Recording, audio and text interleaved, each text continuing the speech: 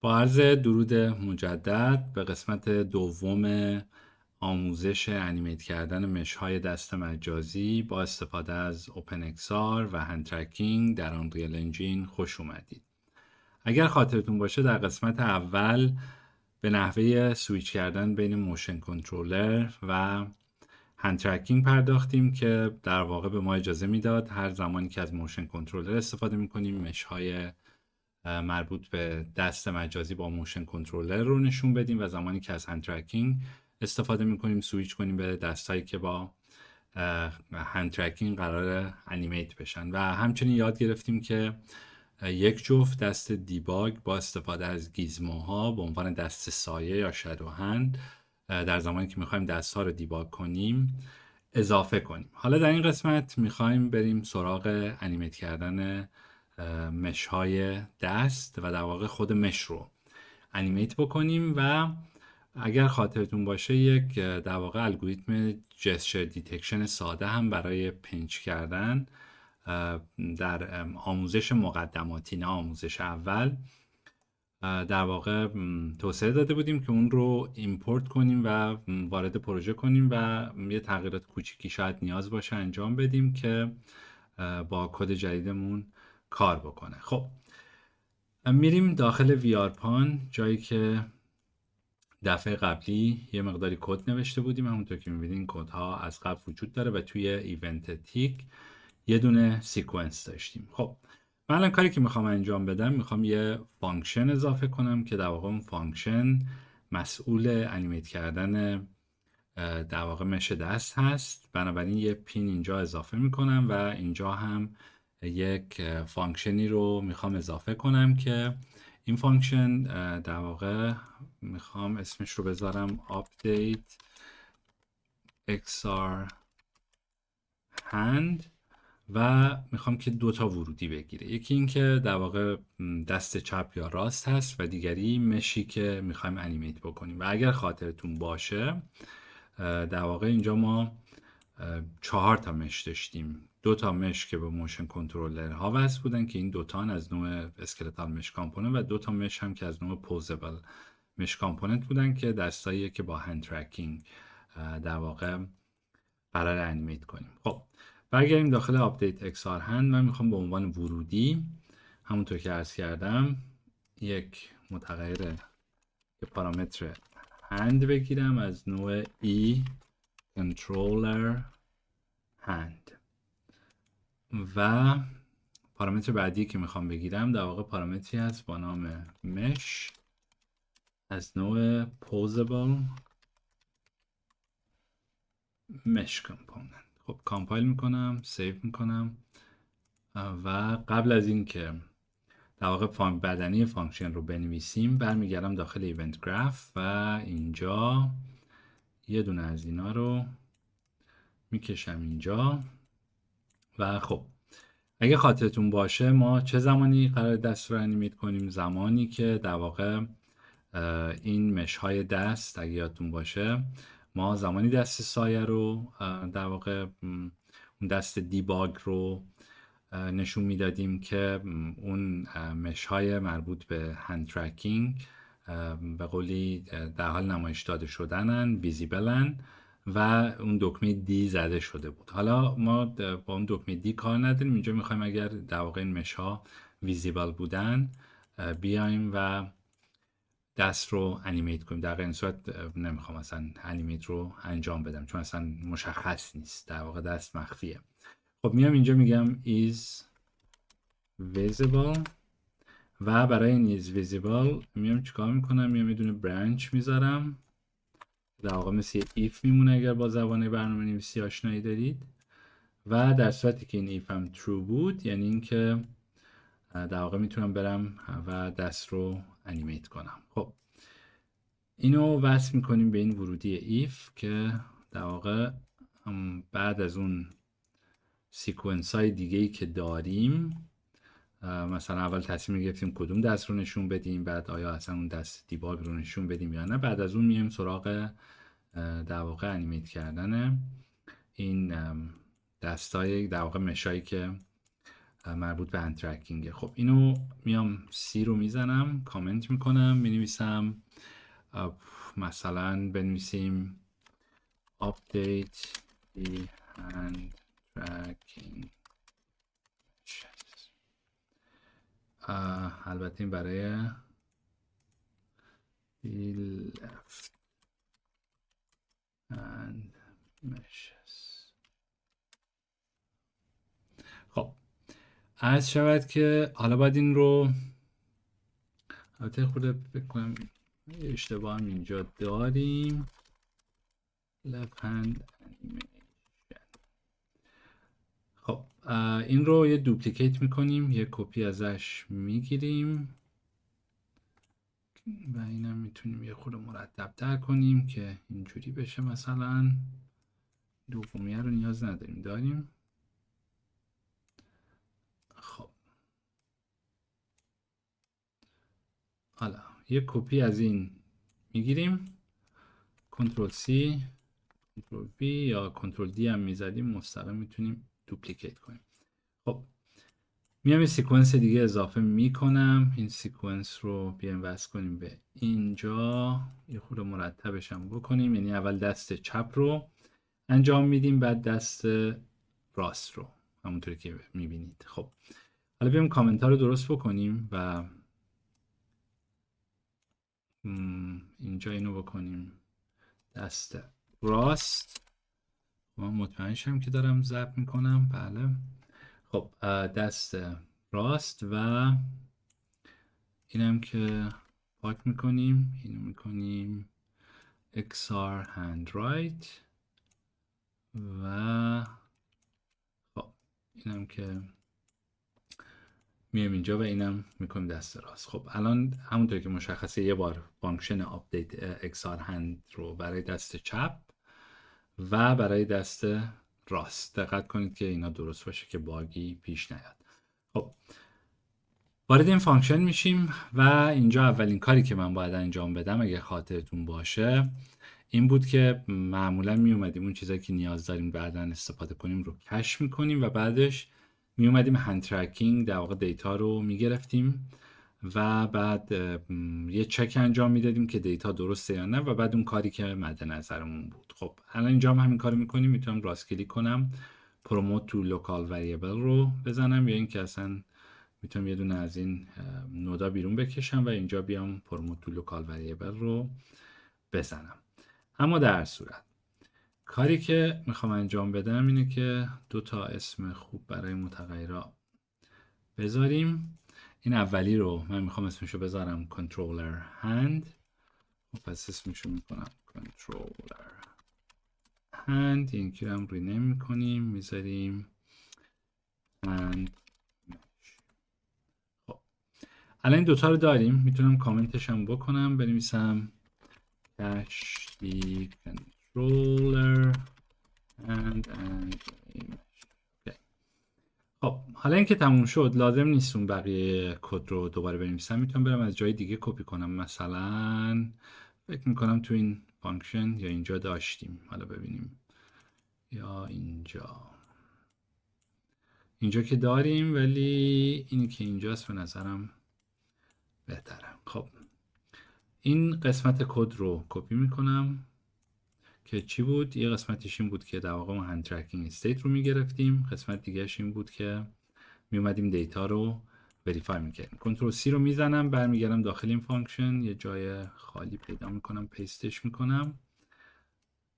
خب اینو میارم اون جایی که میخوام و اینجا به قولی اینو که به این وصل میکنیم، همشو انتخاب میکنم، یه کوچولو فکر کنم باید جا به جا کنیم. خب از شود که حالا به جای اینو پاک میکنیم، فقط اون متغیر دستی که کش کردیم رو میاریم و بهش میدیم که حالا دست چپ یا راستی که به فانکشن در واقع به عنوان ورودی داده شد و کشش کردیم رو به این get hand tracking state پس میکنیم. خب پس اینجا اومدیم در واقع اون کد رو کپی کردیم، اینجا دست رو میگیریم مطابق همون چیزی که داشتیم و اینجا هم همون دیتا ولیدیشنمون رو انجام میدیم. منتها اینجا میخوام دقیقاً چک کنم که 26 تا جوینت دارم. پس میام لنت رو که گرفتم already میام برابر میزنم، میگم که اگر به قولی برابر 26 بودی، اینم نمیخوام. خب یه دونه دیگه از این کپی میگیریم، یا میتونیم مثلا اینجا بنویسیم مساوی. اینجا میگیم اگر 26 بود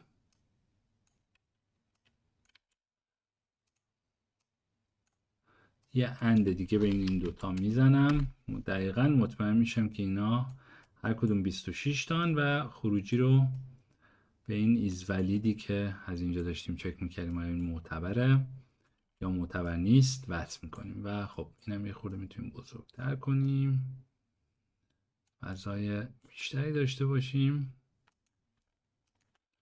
خب و همین، حالا دیتا رو که وریفای کردیم سیو.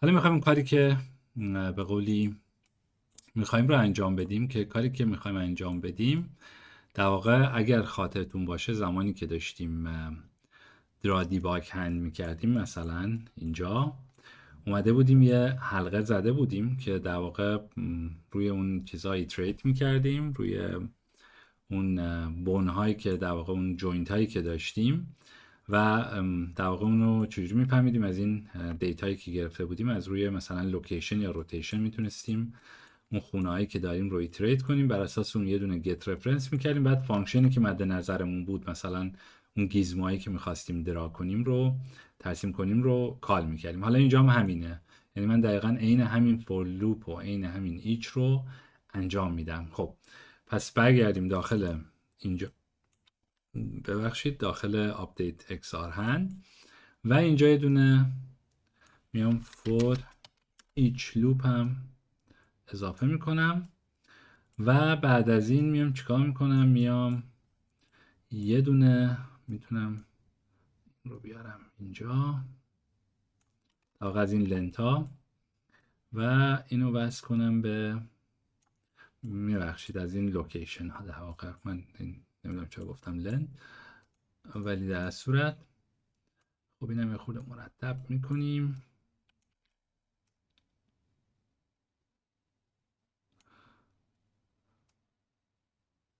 خب حالا این لوکیشن رو هم روتیشن رو هم میاریم و از اینم یه دونه get ref و get copy هم که قبلا توضیح دادیم دیگه، اشاره به قولی نمی کنیم. اینجا واسه ما get ref کار میکنه و اوکی. خب از شاید که حالا اینو که داریم، یه دونه دیگه هم اینجا get ref میکنیم از لوکیشن همون. اگه یادتون باشه این زردا لوکیشن بودن، آبی ها روتیشن بودن. خب اینجا که داریم ایتریت میکنیم میام ایندکس رو، حواستون باشه به هر دو وصل کنید، در غیر این صورت همیشه خونه صفر رو برمیگردونه. خب ما میایم در واقع کاری که الان اینجا داریم انجام میدیم اینه که هر بار داریم ایتریت میکنیم روی این حلقه، داریم میخونیم و بعد به قولی بعد از ایتریت کردن میایم چیکار میکنیم، اون در واقع المانی که داخل آرای است، مثلا خونه صفر از طریق ایندکس دیگه، هر بار دفعه اول صفر، یک، دو، سه همینجوری میریم خونه بعدی و اون مقدار رو میخونیم. حالا باید یه فانکشنی رو کال کنیم. حالا ما که این ترانسفورم و روتیشن رو داریم، خب الان میخوایم چیکار کنیم؟ الان میخوایم در واقع حالا تصمیم بگیریم این دست، مثلا دست چپ و راستی که به قولی داریم، براش میخوایم چیکار کنیم؟ براش بیایم به قولی اون فانکشنی که میخوایم در واقع باهاش انیمیت کنیم رو بنویسیم و برای این کار در واقع میایم چیکار میکنیم؟ میایم یک فانکشنی وجود داره با نام، اگر من از این در واقع یه دونه از این نودایی که اینجا دارم، حالا جا XR handle left یا XR handle right تفاوتی نمیکنه فعلا، ما میایم اینجا چیکار میکنیم؟ البته میتونیم یه کار دیگه بکنیم، ما اصلا به عنوان ورودی فانکشن، اگه یادتون باشه چرا اصلا از اون بگیریم، در واقع به عنوان ورودی فانکشن اینجا مش رو گرفتیم دیگه. این اگه یادتون باشه از نوع همون پوزبله که توی ایونت گراف در واقع XR hand left و XR hand right به ما باید پس بشه که اینجا پس نمیشه. خب باید چیکار کنم؟ باید بیام اینجا، اینو من فراموش کردم، اینو در واقع پس کنیم به عنوان ورودی و اینجا هم گفتیم دیگه هند left و هند به قولی right. خب اینجا هم هند رایت رو میاریم و به عنوان ورودی اینو به این میدیم. خب اینجا به عنوان ورودی به فانکشن پس کردیم، پس دیگه مقدار رو داریم، کشش هم کردیم داخل هند مش. خب من میام اینجا چیکار میکنم؟ میام اینجا از این لوکال وریبل یه دونه از این هند مش ها میکشم اینجا. خب اون فانکشنی که گفتم اسمش هست set modify set bone transform، اینه. یه دونه ریست داریم، این که ریست میکنه به اون مقدار اولیه، ولی ما set bone transform by name رو میخوایم. و اگر این رو بیارم دقت کنید یه دونه ترانسفورم از من میخواد، میتونم اینو از اینا یه دونه ترانسفورم درست کنم، میتونم روی این کلیک راست کنم اسپلیت ترانس در واقع اسپلیت استراک کنم و این ورودی ها رو اینو میتونم به این بدم، اینم که یه کوات تبدیل به اویلر انگل میشه. خود آنریل اینجا داره کستش میکنه از این آبی به این در واقع رنگ آبی روشن‌تر، حالا هر رنگ که هست. خب و اون دوتا رو دارم، ولی یه پارامتر دیگه ای که من نیاز دارم این بون نیمه که در واقع باید اسم بونو بدم. بونا رو اگر ما بریم داخل کاراکترز منکن مش و اینجا این اسکلت رو ببینیم، این اسکلت هم توسط الان همه این مشایی که اینجاست چیز میشه. من اگه اینو انتخاب کنم دکمه دیلیت رو بخوام بزنم حالا کنسل میکنم، ولی اینجا میگه که این توسط همه اینا رفرنس شده. آنریل در واقع شما میتونید اسکلت های جدا جدا پرمش داشته باشید، میتونید یه اسکلت داشته باشید که همه اینا رو به قولی مپ کنه، ولی نکته اینه که اگر من الان اینو باز کنم میبینید یه تعدادی از اینا گری اوتن، یعنی اینکه یه تعدادی از این بونا توسط این مش که الان مش دست راسته استفاده نمیشه، که دیدین اینا تهش هم ال داره که برای دست چپ، اینه که برای دست راسته آر داره. خب داستان چیه؟ داستان اینه که اگر خود مش رو باز بکنید اینجا، مثلا مش لفت رو باز کنید، میبینید که اینجا در واقع داره از کدوم بونا استفاده میکنه. مش رایت رو هم باز کنید اینجا میبینید که داره از یه سری بون دیگه استفاده میکنه و تفاوت رو دارید میبینید. به هر صورت حالا من باید بیام الان اینجا مثلا اگه 26 تا بون دارم برای هر دست، یعنی 52 تا از این بونا رو باید بیام اینجا توی ایونت گراف در واقع هی بگم این اسمش فلان اسمش فلان. این کارو نمیخوام بکنم، میخوام این کاری بکنم که اتومات اینا رو از یه جایی بخونم و دیگه دستی من نمیام 52 بار این نودو کپی کنم توی کدم. در واقع ما به عنوان برنامه‌نویس کارمون اینه که کدو ساده کنیم یه جوری که بتونیم در واقع اتوماتیک وار بیایم این بونا رو بخونیم و اون ترانسفورمی که دارن رو دقیقا بفهمیم مثلا خونه اول به کدوم بون ترانسفورم میشه، اینجا به عنوان اسم پسش کنیم. خب برای این کار من میام چیکار میکنم؟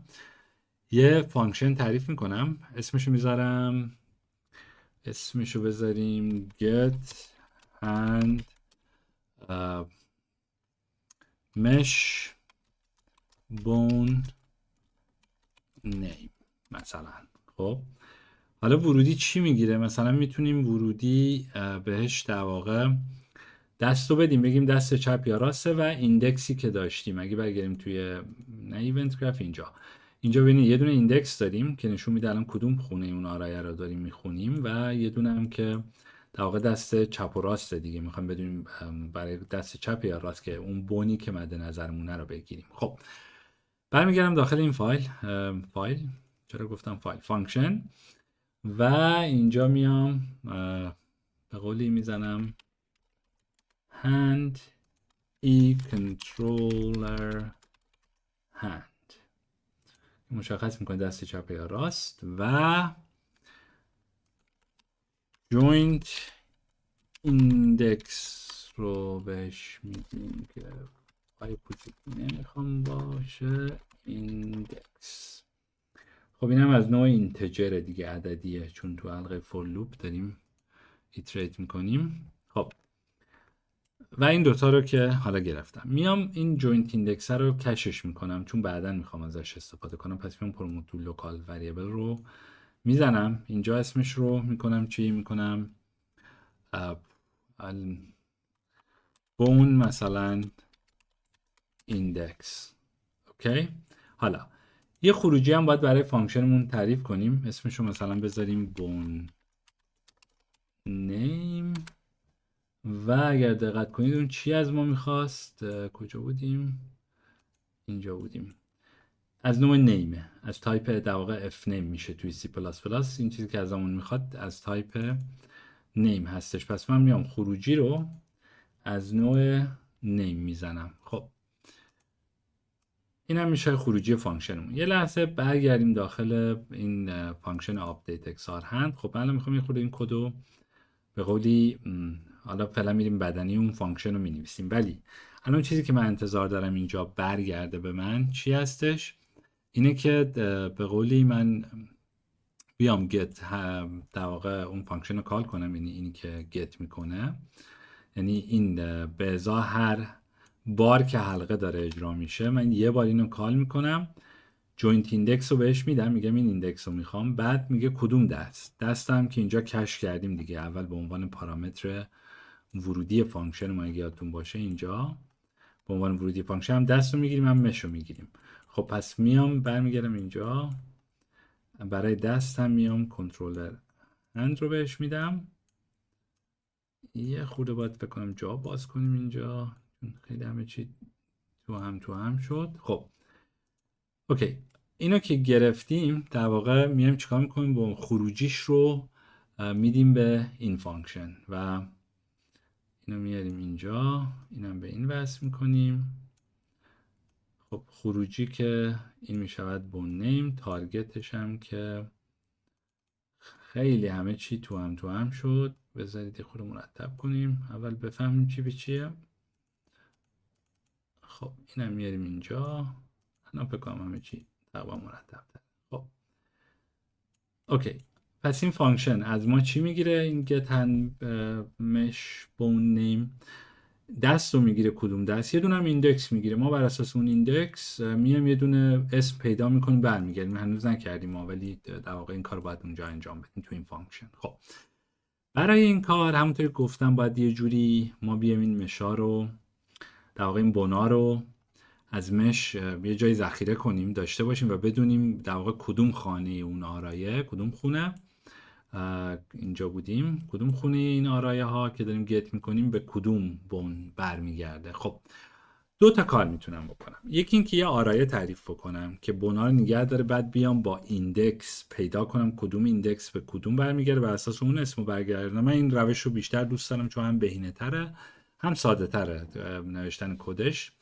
اما روش دیگه اینه که بیایم در واقع جوینت ها رو مشخص کنیم کدوم جوینت در واقع بگیم مال این، مثلا این جوینت رو بهم بده. یه آنریل اگه یادتون باشه تو اون توتوریال اول، آموزش اول، یه ای هند کی پوینت داشتیم که در واقع میتونستیم اسم بون رو بدیم، یه اینام بود و بر اساس اون مثلا بیام یه دونه نیم برگردیم. خب چجوری میشه این؟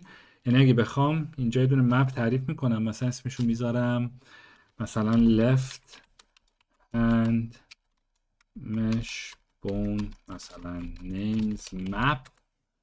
میام اینو میکنمش از نوع، حالا نوعش فعلا مهم نیست، اول باید بیام اینجا اینو تبدیل به مپ بکنم. خب حالا بولیان که نمیتونه مپ باشه، بذارین پس یه چیز دیگه باید تایپ عوض کنم به چیزی غیر از بولیان.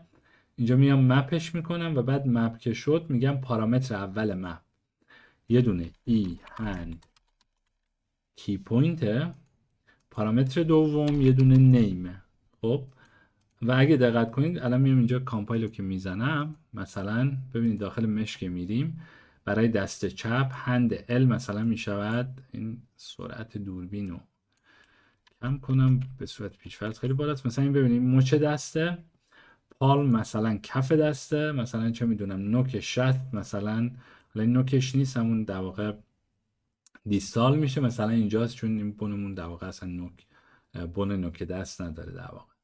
خب و حالا هر کدوم از این بونا دیگه به هر صورت، یعنی منظورم اینه که اونجا میایم تعیین میکنیم. میایم اینجا چیکار میکنیم؟ برگردیم اینجا، اگه من یه خونه به این آرای اضافه کنم میگم مثلا برای مچ دست مثلا هند ال اسمش. خب کجا رفت هند ال؟ مثلا برای مثلا خونه بعدی پالمه و بعد این میشه پالمه مثلا ال اسمش. خب بعد موقعی که میام در واقع ایتریت میکنم اینجا، مثلا میام چیکار میکنم، میام در واقع آرایه رو که مپ رو میبخشید، نه آرایه، چون مپ بر اساس کلید و مقداره، این میشه کلید، اون میشه مقدار، کلید مقدار. میام فایند رو میزنم، فایند از من یه دونه کلید میخواد. میام این اره ایندکس رو در واقع اینو میام چیکارش میکنم، یه چیزی داریم بای تو اینام. خب بعد ببینیم الان من بای تو که میزنم این نمیاد. خب بعد این کانتکست سنسیتیو رو بردارم، بیام در واقع بایت ای کنترولر ای هند کی پوینت بود بکنم. بله نه کنترلر، اون برای دست چپ و راست بود. خب اینو که بزنم در واقع میاد اینو از این اینامه تبدیل به این میکنیم، دومیه رو نمیخوایم، پاک میکنیم و میبینید این عدده رو تبدیل به اون اینامه میکنم و بر اساس اون این میاد در واقع اون اسمی که وجود داره رو به من برمیگرده. من میتونم به این وصلش کنم، همونطور که میبینیم قشنگ هم وصل میشه، هیچ مشکلی هم نداره. ولی این چیزی نیست که من میخوام. خب به نظر من یه خورده سخت‌تر، بهینه هم نیست، میتونیم از آرایه استفاده کنیم. پس من اون قبلیه رو در واقع پاک میکنم و میام الان یه وریبل دیگه تعریف میکنم، اسمشو میذارم left and mesh bone names، منتها این بار نوعش رو میکنم آرایه. خب اینو میکنیم آرایه، منتها آرایه از چه نوعی؟ آرایه از نوع نیم، چون ما در نهایت میخوایم اسما رو نگه داریم. و یه دونه هم برای دست راست تعریف میکنیم، اسمشو میذاریم right and mesh bone names. خب الان کاری که باید بکنم و کار سختی هم هست اینه که بیام 26 تا خونه اینجا اضافه بکنم، بعد بیام دونه دونه اسمای اینا رو از اینجا کپی کنم برای هر دستی. مثلا این دست چپ بیام اینو کپی کنم ببرم اونور پیست کنم، که کار واقعا سختی. حالا من بهتون یه روشی نشون میدم که خیلی راحت میتونیم این کار رو انجام بدیم. اما یه نکته وجود داره، اونم این نکته اینه که ما از کجا میدونیم کدوم از این خونه ها مربوط به کدوم بن میشه. این نکته خیلی مهمیه. خب و اینا هم ترتیب مشخصی ندارن. چطوری میتونیم اینو بفهمیم؟ خب نکته اینه که ما همونطوری گفتیم ایندکس رو داریم، این از در واقع 0 تا 25 که 26 تا بن میشه دیگه. اینجا هم اگه دقت کنید ما چک کردیم اگه دیتای 26 تا بن رو داریم. توی آموزش اول همه اینا رو گفتم. خب حالا میریم چیکار میکنیم؟ میریم سورس کد آنریل رو، اگر بریم توی اپیک گیمز، اتفاقا همین آنریل اول قسمت در واقع آنریل اون قسمت اول این که انگلیسیشه، فارسیش هم اینه، یعنی این آموزش رو اگر برید ببینید این قسمت اوله. اینم که اون قسمت مقدماتیه که همه چیزها رو از بیس اینجا توضیح دادم. یه دونه آموزش فارسی هم اگه حالا برین توی خود کانال اینجا اگر بیاید، اینم آموزش فارسی مقدمه بر واقعیت مجازی و دنبال کردن دست و اینا. ولی به هر صورت میریم توی گیت هاب و github.com/epicgames/unreal engine. اینجا اگر بیایم و آخرین نسخه سورس انجین توی پوشه انجین اگر بریم، اگر اشتباه نکنم سورس بعد ران تایم، اینجا باید یه هد ماونتد دیسپلی باشه. من این خود بزرگتر کنم راحت‌تر ببینید.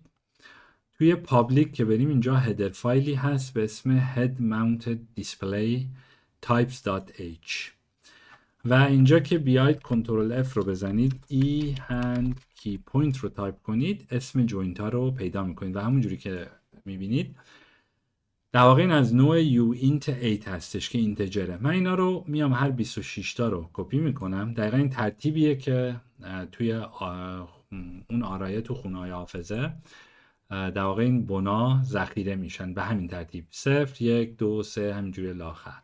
خب اینو کپی میکنم به همین ترتیبی که هست. میام یه نوتپد رو باز میکنیم و پیست که بکنم همونجوری که میبینیم من اینجا الان 26 تا خط دارم. خب یه تب دیگه باز بکنیم، فکر میکنم این بود، چه نشد؟ موف تو کلون کن. خب حالا اوکی کلون کردیم. حالا اوکی این داره روی همون قبلی کار میکنه، پس یه تب جدید باز میکنیم، میزنیم حالا move to other view. اوکی الان درست شد. خب عرض شود که خب حالا 26 تا جوینت اینجا داریم، اینو از سورس کد آنریل آوردیم و عرض شود خدمت شما که من الان بیام اینجا و به قولی برم داخل مشم یا اسکلت، داخل همین اسکلتی که در واقع اینجا هستش، برای دست چپ بیام اینجا از هند L تا thumb در واقع تری رو، این همه بنایی که نیاز دارم میام اینا رو کاپی بون نیمز میزنم، کاپی میکنم، میام اینجا و خب همونطور که میبینیم 5 تا بون کم داریم.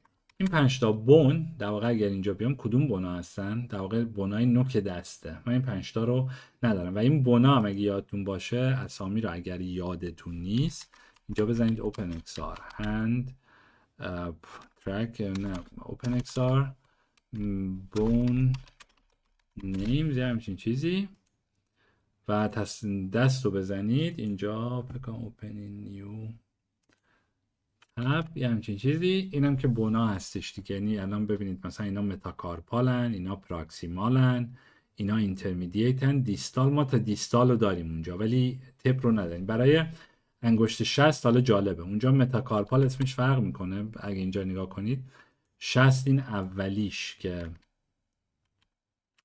خیلی سرعت دوربین زیاده، اوکی کمش میکنیم، زیاد کم کنیم، اوکی.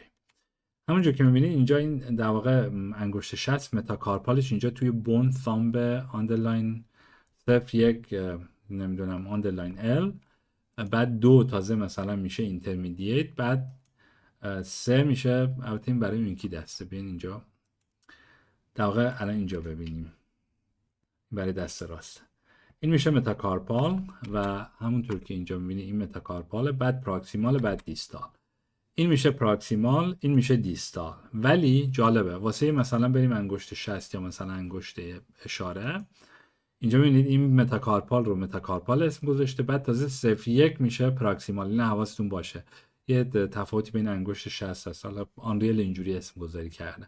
ولی به هر صورت میتونید از روی این نقشه و در واقع با کلیک کردن روی اینا بفهمید کدوم بون به کدوم یکی دقیقاً اشاره میکنه. اما در اصل حالا اینجا من هستم، نگران نباشید، بهتون میگم چجوری اینا رو مرتب کنید. حالا به هر صورت 5 تا بون کم داریم ولی حالا میخوام اینا رو اول مرتب کنیم. اینجا اولین بون پالمه، من میام اینو کات میکنم، از اینجا میبرم این بالا پیست میکنم. خب این شد پالم.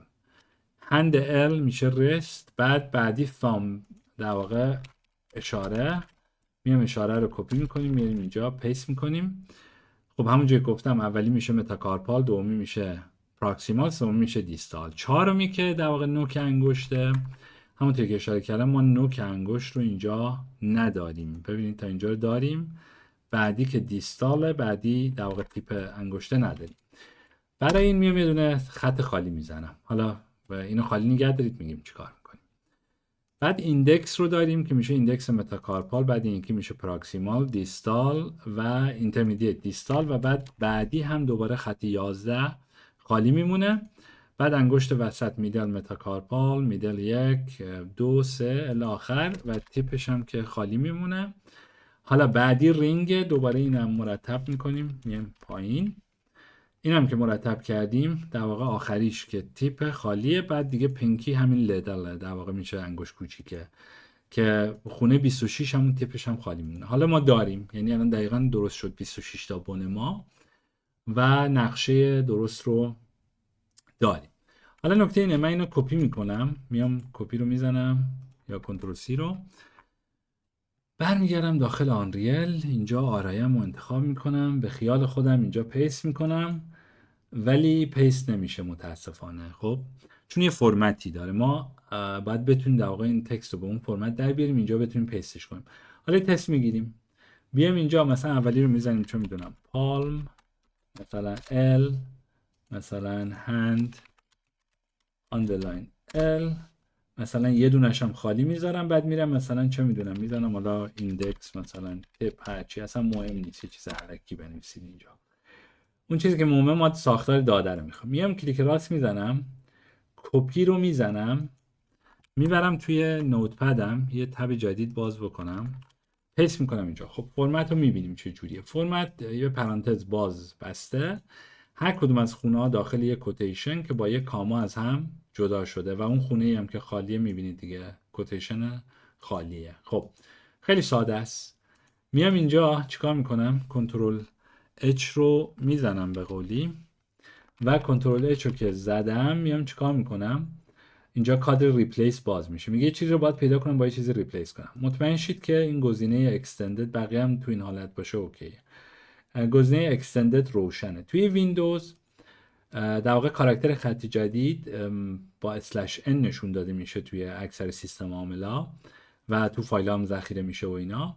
توی ویندوز با اسلش r اسلش n، یعنی یه اسلش r اسلش n پشت سر هم که بهش میگن CRLF، در واقع میاد میره خط بعدی. خب یعنی من اگر اینجا بیام بزنم اسلش r اسلش n، اینم روشن باشه، فایندو بزنم، ببینید میره بعدی، همینجوری داره بعدی رو پیدا میکنه. در واقع این انتهای خطمه. خب پس من اینو پیدا کردم با اسلش r اسلش n. میگم ریپلیسش کن با چی؟ هر کدوم از اون خطهای جدید رو باید با این ریپلیس کنیم. در واقع خاتمه اون خط یه کاما، شروع خط بعدی هم با کوتیشن. پس میام اینجا میزنم تا شد کاما و یه دونه از اینا ریپلیس آل رو میزنم و به همین سادگی تونستم درستش کنم. اون خونه آخر که خالی کوتیشن رو میبندم. این چرا 2 تا میزنه من نمیدونم، میخواد مثلا خودکار چیز کنم، من باید 2 بار بزنم، خیلی عجیبه. خب به هر صورت میام فرمت رو به اون شکلی که هست. این خونه آخری خالیه، دقت کن یه کوتیشن چون واسه تپ بود دیگه. به هر حال حالا اینا رو تو پرانتز میذارم، همشو کنترل آ میزنم یا سلکت آل، بعد کپی. حالا اگه بریم پیست کنیم انصافا باید کار کنه. اینو دیلیت میکنم، پیست رو میزنم و بله به همین شیکی و زیبایی دست چپ درست. حالا ممکنه فکر کنی خیلی کار بود، ولی من چون توضیح میدادم انقدر کار بود. قطعا دونه دونه زدن اینا بری کپی کنی پیست کنی بیشتره.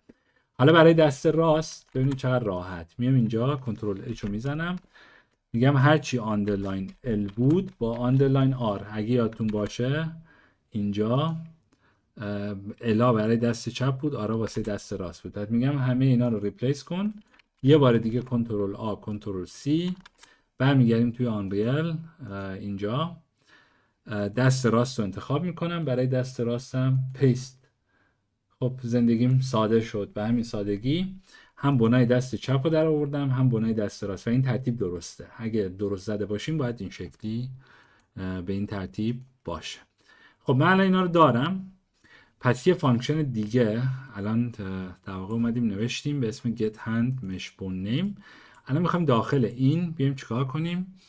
بیایم فی الواقع از اون آرایه هایی که داریم حالا بر اساس دستی که برامون مشخص میشه، بیایم اون در واقع آرایه‌ای که داریم رو چک کنیم و بعد ایندکس رو پیدا کنیم، اون خونه‌ای که باید برگردونیم رو برگردونیم. خب میام چیکار میکنم؟ میام در واقع اینجا اینو که کش کردم، میام از این هنده یه دونه سویچ میزنم، سویچ ای هند کنترلر هند خب میگم که اینو به من بده. بعد از این که کش کردیم بون ایندکس رو تو اون فانکشنی که در واقع میخواد ایندکس رو بگیره، دست رو بگیره، به ما بونو برگردونه. خب اینو خود مرتب کنیم چون الان خیلی قاراش میشد. بیایم اینجا. خب اگر دست در واقع دست چپ بود راست بود یه کاری میکنیم، دست دیگری بود کلا هیچی بر نمیگردیم، یعنی بون نان برمیگردیم. یه نکته هم راجع به این بگم، اینجا هیچ وقت استرینگ نان به کار نبرید چون اون وقت اینو یه رشته در نظر میگه. این نانا در واقع مقدار خاصن دیگه. اون لحظه که من اومدم در واقع این خطای خالی رو پیست کردم، این چیزی که اینجا بود خود آنریل میفهمه اون نان خاص رو اونجا میذاره. پس هیچ وقت نه خودتون دستی بنویسین نان، چون این نان با اون نان فرق داره. خب در صورت اینجا من میام ریتن رو، اگر دستی غیر از دست چپ و راست بود که هیچ بر نمیگردونیم و در واقع ایندکس یه اسم خالی برمیگردونیم. حالا اگر دست چپ بود میام چیکار میکنم؟ میام اولین کاری که میخوام انجام بدم یه دونه از این آرایه برای دست چپ یه دونهشو میگیرم از این لفت هند در واقع بون نیما، چون کاربر میتونه اینجا ایندکس رو مشخص کنه، بگه جوینت ایندکس هم مثلا بین برای ما الان 0 تا 25 چون 26 تا از 0 شروع میشه آرایه ها. اگر مثلا اومد زد 500 1000 2000 3000 چه میدونم یه عدد نامربوطی وارد کرد، توی ادیتور حالا کرش نمیکنه بهتون یه هشدار میده، ولی توی گیمتون اگه گیمو کوک کنید بعدن دیپلوی کنید روی سیستم کاربر کرش میکنه. بنابراین اینجا باید یه باوند چک به قولی انجام بدی که خارج از اون رنج نباشه. میام جوینت ایندکسی که بون ایندکسی که کش کردیم اول اینجا کش کردیم رو میگیرم، میگم که تا زمانی که این کوچکتر بوده از طول آرایه، خب اگه کوچکتر بود در واقع میام یه برنچ میزنم، یه ایف میزنم و اینم که باید بیام اینجا اینم بگیم لنث رو بهمون بده.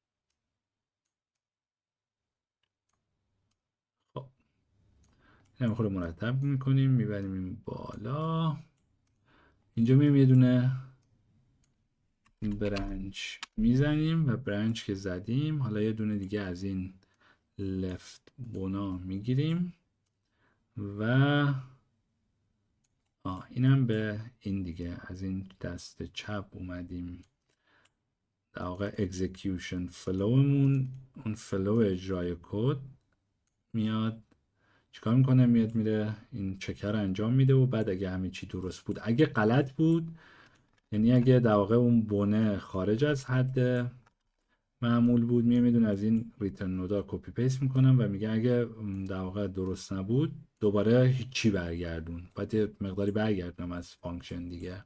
حالا اگر همه چی درست بود در واقع میام چیکار میکنم؟ میگم که اینجا میگم که get کن by ref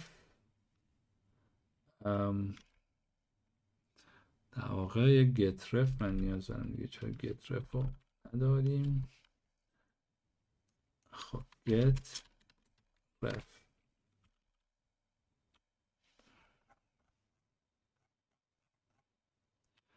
عجیب شد.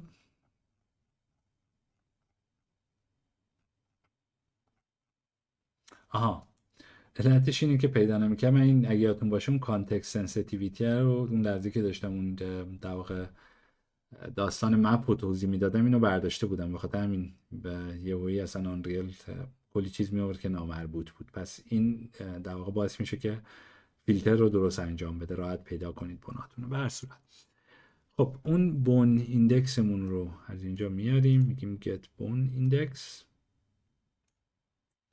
و اینم بهش میدیم.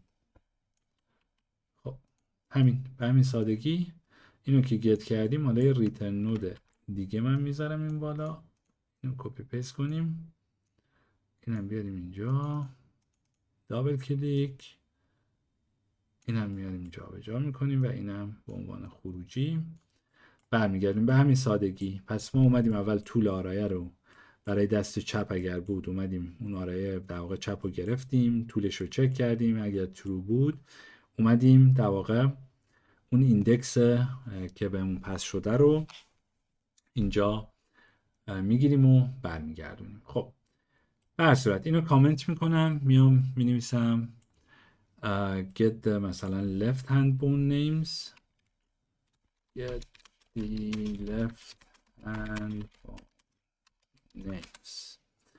خب اینو میاریم یه خود بالا، یه کپی میگیریم، کنترل دی، چرا کنترل دی کار نمیکنه عجیبه، کنترل سی، میام پایین کنترل وی.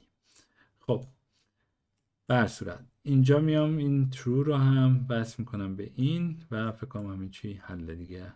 نه همه چی حل نیست، چون اینجا باید اینو در واقع با این دست راست عوض کنیم. خب اینجا هم این عمویی رو با دست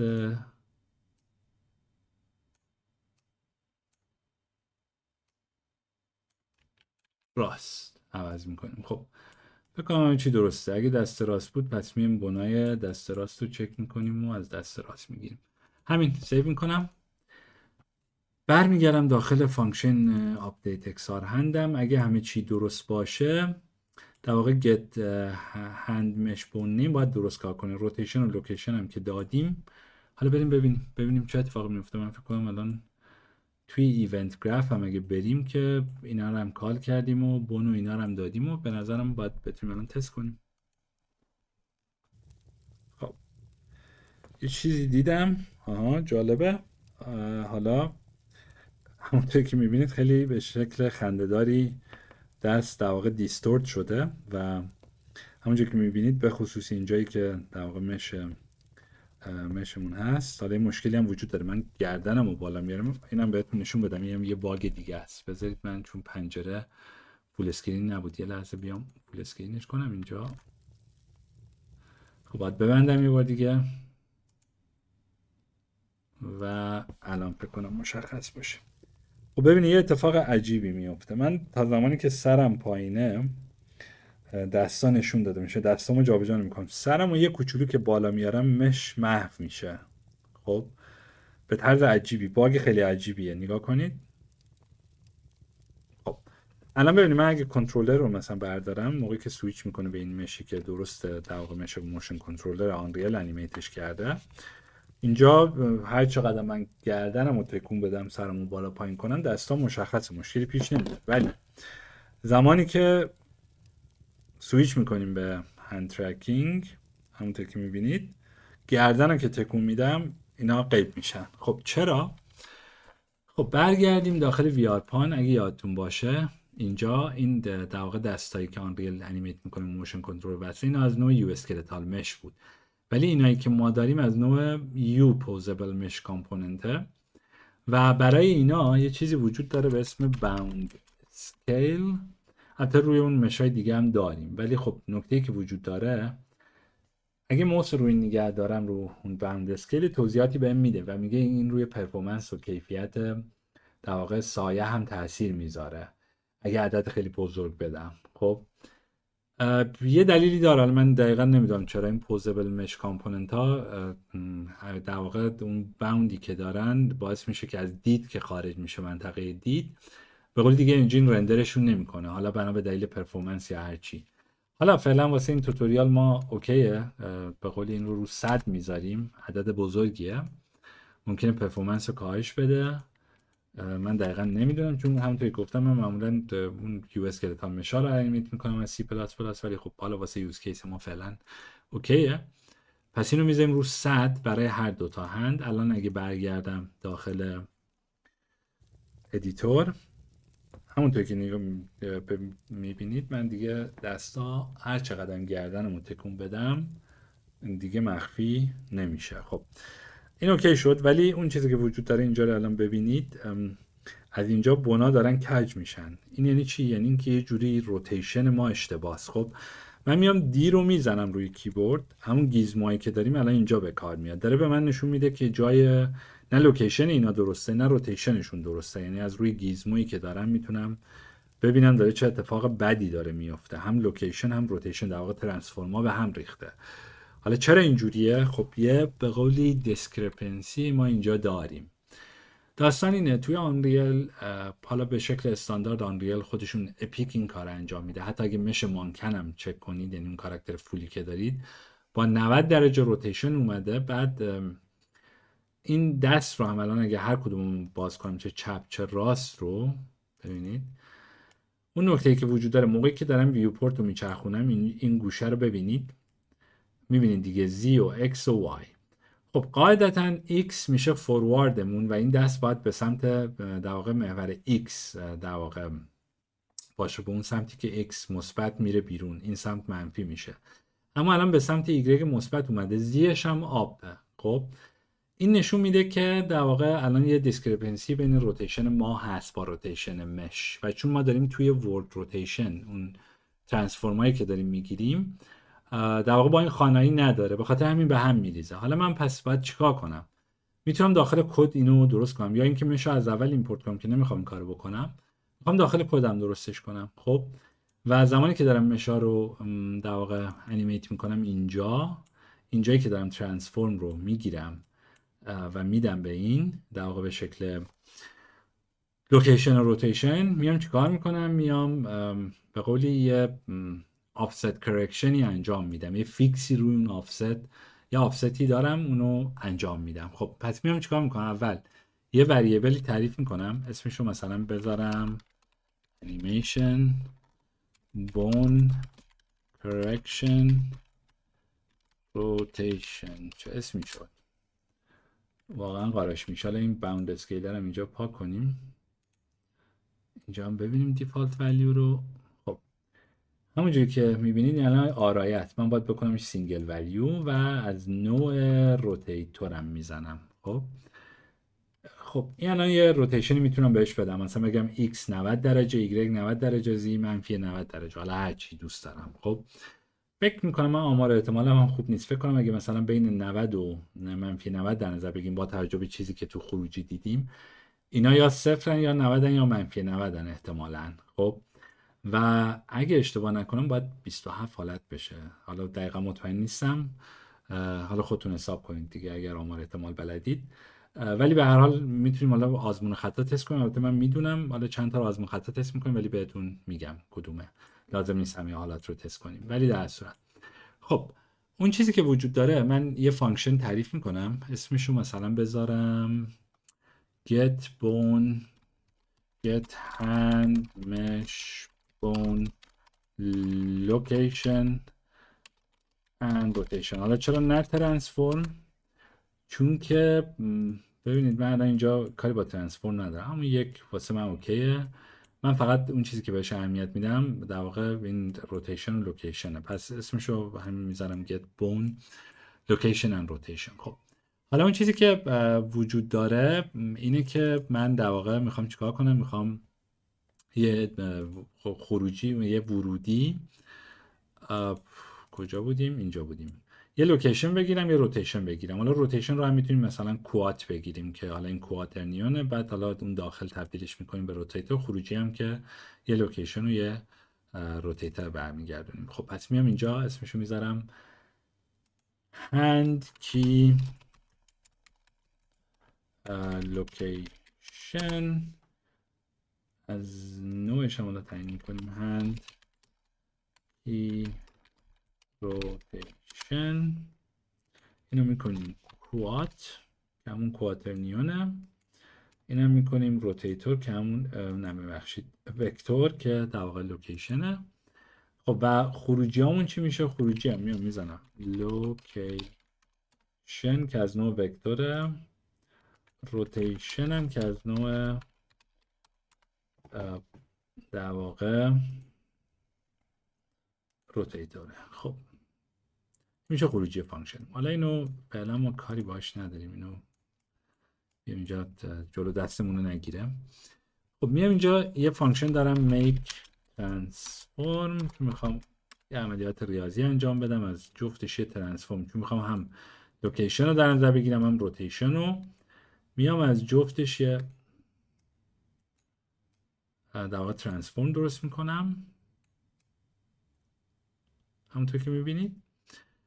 بعد حالا این آفسته بود که گفتیم حالا مقدارش رو تعیین خواهیم کرد، اینو یه دونه گت میکنم ازش، از اینم یه دونه ترانسفورم درست میکنم make transform. خب حالا ترانسفورم که از این درست کردم، میام چیکار میکنم؟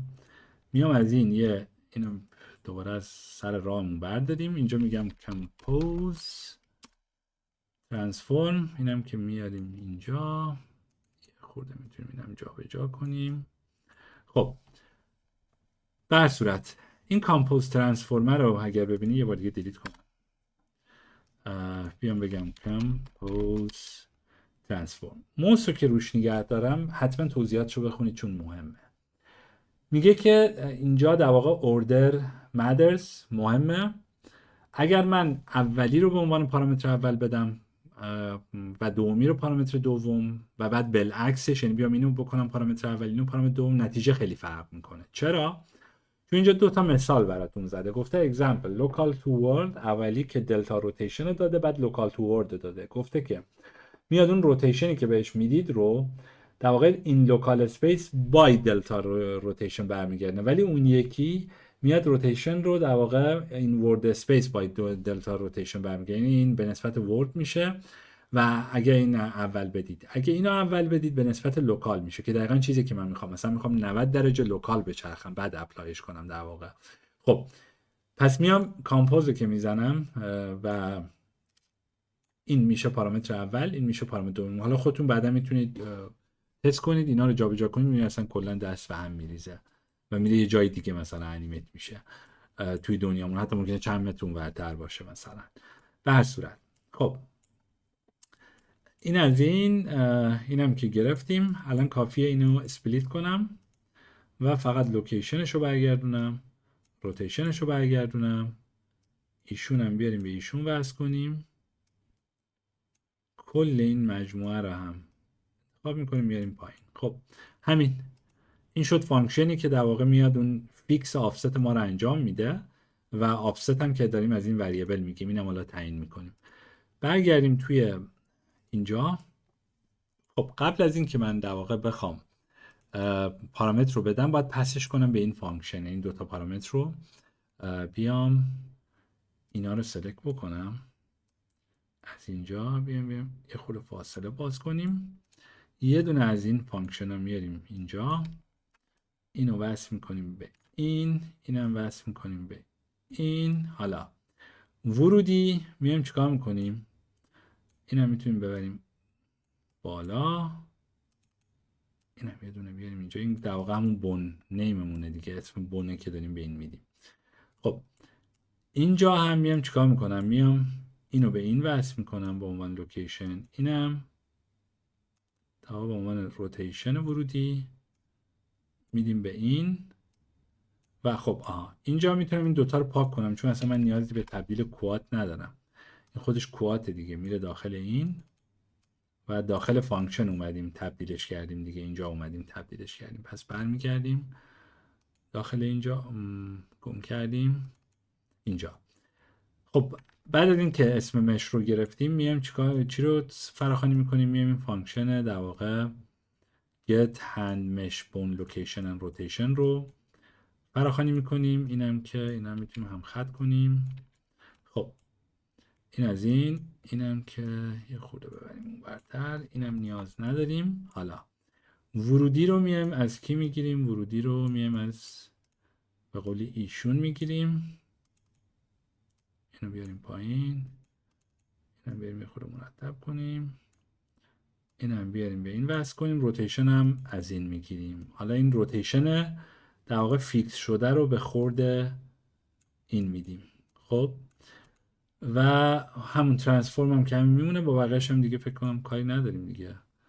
داریم؟ فکر نمی کنم. خب به هر صورت کامپایل، سیو، بریم تست کنیم. من فکر کنم که اگر همین چیز درست باشه باید الان یه جفت دست زیبا داشته باشیم که نداریم متاسفانه. خب چرا؟ چون هنوز آفست رو تعیین نکردیم. حالا بریم یه خورده با این آفست ور بریم ببینیم چی در میاد ازش. بریم داخل پان، آفست رو میاریم، مثلا میگیم ایکسش بشود 90. ببینیم چه اتفاقی میفته. خب همونطور که میبینید الان فرم دست عوض شد، اصلا یه جور دیگه. الان اون دی هم بزنیم که این دیباگ گیزمامون هم ببینیم. بریم مثلا تقریبا واسه 60 درسته، ولی واسه بقیه نه، چون یه باز به یه سمت دیگه داره جابجا میشه و میچرخه. خب حالا مثلا من میام میگم مثلا این صفر رو بی خیال، برو بعدی رو مثلا 90 کن مثلا. خب و میتونم با همین حالا حالات مختلف و منفی 90 و نمیدونم اینا رو ببین، الان یه خورده قشنگتر شد دست، ولی باز اون چیزی که من میخوام نیست. حالا مثلا من ممکنه فکر کنم خب شاید این نیست، شاید مثلا منفی 90. پس میام اینجا میذارم منفی 90 ببینیم چی میشه. کامپایل اجرا میکنیم، باز شد یه چیز دیگه. و خب حالا خود اینم یه قضیه فانه. اما به هر صورت حالا من بهتون میگم 90 درجه x این 0، 90 درجه z. حالا اگر میخواید بدونید دقیقا کدوم از اینا یا پیچ روله، میتونید اینو کپی کنید ببرید تو همون نوتپدی که داشتیم اینجا پیست کنیم، ببینید پیچمون 0 یا 90 رولمون هم 90 بشه همه چی درسته. خب حالا میایم اینجا و کامپایل رو بزنیم 90 0 اینم که 90. ببینیم چی میشه. بله یه جفت دست زیبا و همونطور که میبینید منوی آکیلس میاد بالا، جسچریه که تشخیص میده. ولی خب همونطور که میبینید الان دست من دقیقا اونجوری که میخوام انیمیت شده و خیلی هم زیبا و شکیل و اینها هسته. خب همونطور که دیدیم پس این هم چیز شو. حالا میتونم گیزموها رو هم نشون بدم که ببینید و همه چیز درسته. خب این از این. به همین سادگی ما تونستیم دست رو انیمیت کنیم، در واقع بنا رو هم به قولی درست کنیم. وقتی هم کنترلر رو برمیدارم که سویچ میکنه به دست آنریل، این رو که زمین میذارم سویچ میکنه به دستی که خودم انیمیت کردم با کد و خب خیلی هم زیبا و اینا. خب حالا یه چیز دیگه میمونه، اونم این بود که اگه یادتون باشه تو آموزش قبلی که من اینجا دارمش، اینم که اگه برید تو ویدیو قبلی در واقع لینکش هم توی وبسایت هم هست، هم از اونجا میتونید به لینک ریپوزیتوری برید و سورس کدش هست. سورس کد همین ویدیو رو هم همین آموزش رو هم من حتما آپلود میکنم توی دسکریپشن ویدیو، تو توضیحات میذارم که میتونید دریافت کنید دیگه، لازم نباشه کل کد رو بزنید. بر صورت خب اگه یادتون باشه یه چک جسچر اینجا داشتیم دیگه، یه فانکشنی داشتیم چک جسچرز و داخل این که میرفتیم ترانسفورمر میگرفتیم، اینم همون دیتا ولیدیشن و چیزایی داشتیم و بعد یه الگوریتمی داشتیم که پینچ کردن رو در واقع دیتکت میکردیم. خب من میام این فانکشن رو همه رو سرجم کپی میکنم چون خود سیگنچر فانکشن رو عوض کردیم دیگه. میام اینجا چیکار میکنم، میام به قولی اینجا پیستش میکنم، میریم توی بلوپرینت وی آر پان، اونجا کپی کردیم، اینجا میگیم پیست فانکشن. خب سیگنچر فانکشن رو میخوام عوض کنیم چون من ترانسفورم اینجا بهش نمیدم، اینجا دست رو میدم. بنابراین میام چیکار میکنم، میام این قسمت کد رو پاک میکنم، ولیدیشن انجام میدم، این قسمت هم میام اینو کلا دیلیت میکنم، میام اینجا میگم که hand از نوع کنترلر hand. خب اینم از این. حالا برمیگردم دقیقا توی فانکشن آپدیت اکسار هند، اگه یادتون باشه اینجا این قسمت، این قسمت اینجا من به قولی دو تا چیز داشتم، دو تا قسمت داشتم که اینجا می اومدم دیتای هند ترکینگ رو میگرفتم، اینجا هم ولیدیشن انجام 26 تا بود و ولید بود و فلان و اینا. میام کل اینو کنترل سی میزنم، برمیگردم توی فانکشن چک جسچر. خب و توی چک جسچر اینجا باید پیستش کنم. حالا میام اینو از سر راه هم برمیدارم، میام اینجا یه جای خالی اینو پیست میکنیم. خب این میره اینجا و زمانی که همه چی درست بود، در واقع اگر خروجی این درست بود ترو بود، میایم وصلش میکنیم به اینجایی که داره دیتکشن پینچ رو انجام میده، به ایف اینجا که بعد میره حالا اون پارتیکل و چیزایی که داریم رو اسپان میکنه. ولی به هر صورت خب اینم که ورودی فانکشنمونه. برمیگردیم عقب. حالا یه کار دیگه هم میخوایم بکنیم، اونم اینه که به قولی اینها رو وصل میکنیم به هم دیگه و فکر کنم تمومه. آره فقط این بودش که این کنترلر هند دیگه از یه متغیر نمیاد اینجا، از در واقع ورودی فانکشنمون داره میاد. از اینجا میام اینو در واقع وصل میکنم به اینم وصل کنیم، اینم بیاریم یه جایی که درست درمونتر. خب همین. در واقع موقعی که داریم چیز میکنیم اینجا کنترلر هند رو وارد فانکشن میشیم، کنترل هند رو میگیریم، پلی کنترل اینا هم که دادیم اینجا، ولیدیشن و اینا رو که انجام دادیم، میام کلکولیت پینچ رو کال میکنیم. اما این یادتون باشه رو ترانسفورما کار میکرد. خب من اینجا یه قسمتی از کدم بریک شده، باید بیام چیکار کنم؟ بیام اینجا از این در واقع روتیشن و لوکیشنی که داریم یه دونه گت رفرنس بکنیم به جای این لوکیشن روتیشن و اسکیلا پس کنیم اونجا. اسکیل که در واقع نداریم، ولی اسکیلی که داشتیم اگه یادتون باشه 0 0 1 1 1 ایناست، پس اول اسکیل رو درست بکنیم. اینو کات میکنم، این اسکیل و این چیزی که اینجا وجود داره، اینم 1 متره. 1 متر خیلی زیاده، این پارتیکل که بزرگ میشه اصلا شما وسط یه انفجار اسپان میشین. اینو میکنیم 1 سانتی متر. اگه یادتون باشه دفعه قبلی اون کد توتوریال اول، آموزش اول رو ببینید، این 1 سانتی متر بود. اینو میکنیم 1 سانتی متر. فقط کافیه لوکیشن و روتیشن رو الان بدیم، اینم که اصلا دیگه نیازی نداریم، فقط لوکیشن و روتیشن. خب میام یه دونه از این در واقع میارم اینجا، میگم یه خورده به نظرم جا باز کنیم چون همه اینا قارش میشه. اینو ببریم یه خورده این ورتر، این وسط میخوام خورده جا باشه. خب میام اینجا میگم get ref، یه رف میگیرم از این، یه خورده هم بیا مرتبش کنیم و اینم بیام از اینجا یه دونه. خب به نظرم الان اوکیه تقریبا. خب یه دونم از این get ref میکنیم، get ref. خب اینو یه خورده بیاریم بالاتر، اینو میاریم اینجا، اینو یه خورده میتونیم بیاریم پایین تر و اینجا هم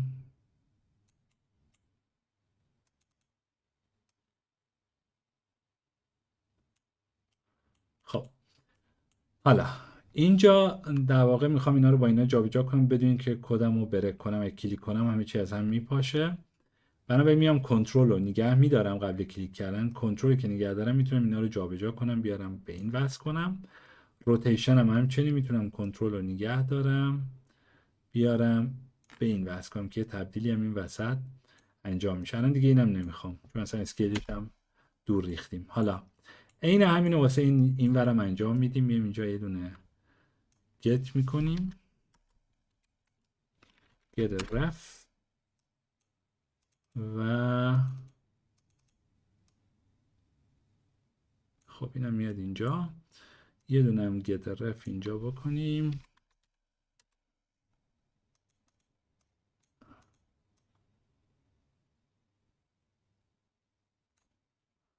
اینم میتونیم بیاریم اینجا. اینم مالا یه خورده میشه جابجا کرد، حتی خورده بعدا اینو میبریم جلوتر درست میشه.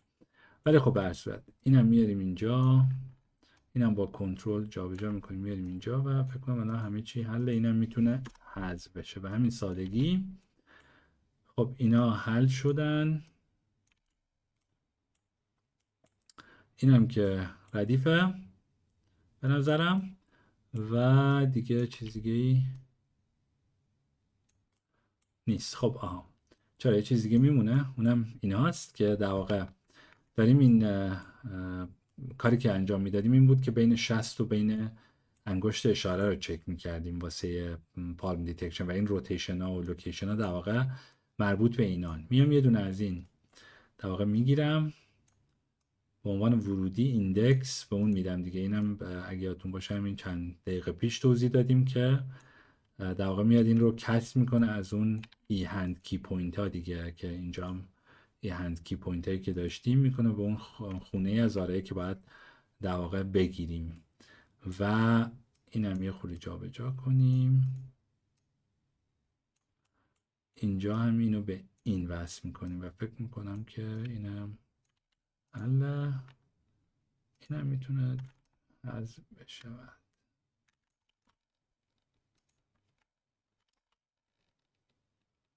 خب کیو اینم من میتونم با کنترل بیارمش، نمیشه اوکی، ولی باید بتونم اینو قطع کنم. حالا برسات یه خورده جابجاش میکنیم چون دیگه نمیخوام تا اون ور نود برم و گراف برم و بعد اینو وصل کنم به این. به هر صورت فکر کنم الان همه چی اوکیه.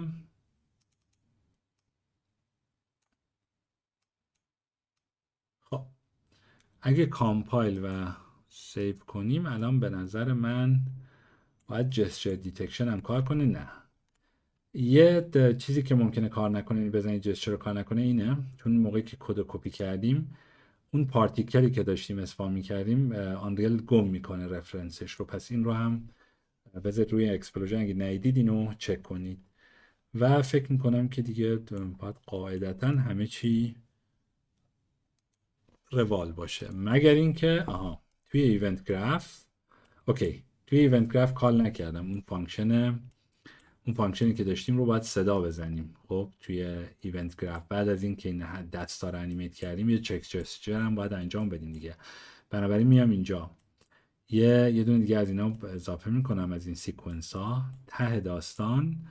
میام یه چک جسچر واسه دست چپ، یکی هم برای دست راست. اینا رو به هم وصل میکنم. اینم واسه دست راست. میام اینجا یه کامنت هم میذارم، میگم check gestures for both hands.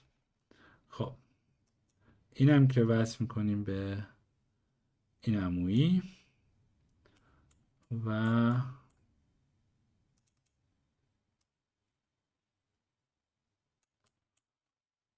خب حل دیگه، همه چی حله.